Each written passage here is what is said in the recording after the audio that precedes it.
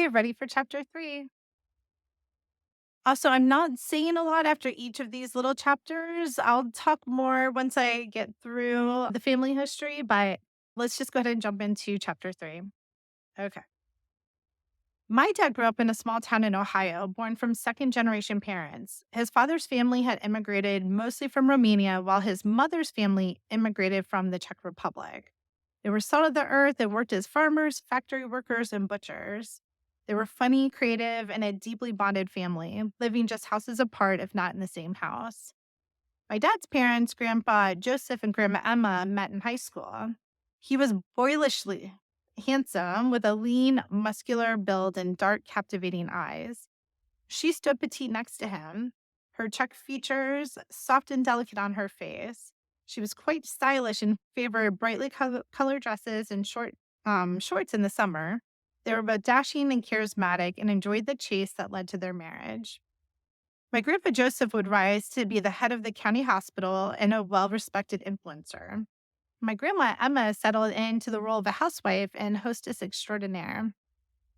After living in the suburbs for the first few years, they built a homestead on 16 acres of land on the outskirts of the city.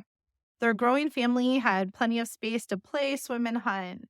Deep in the woods, there were even small waterfalls cascading from the creek down steep, rocky hills.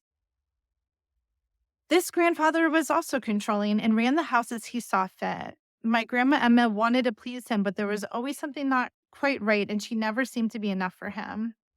She battled her anxiety with morning, afternoon, and evening cocktails. She walked around with a coffee mug during the day filled with whatever alcohol was on hand and switched to appropriate glassware as evening settled in.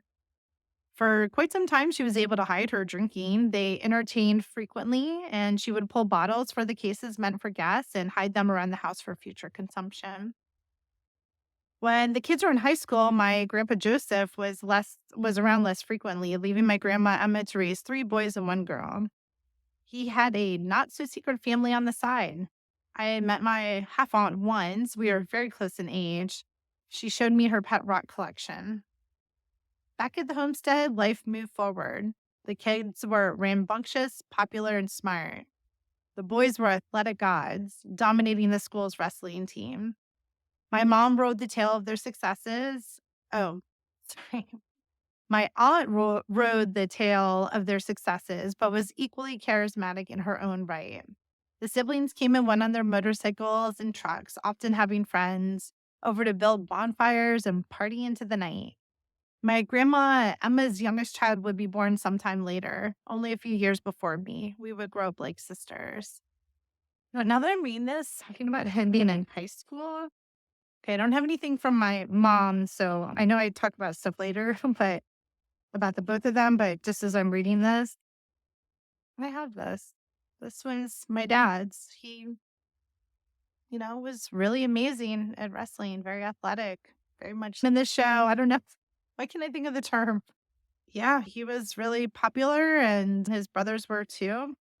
So that is one memory that I have from him. Yeah, there's a bunch of stuff in here, but I don't know. I just thought I'd share that really quick.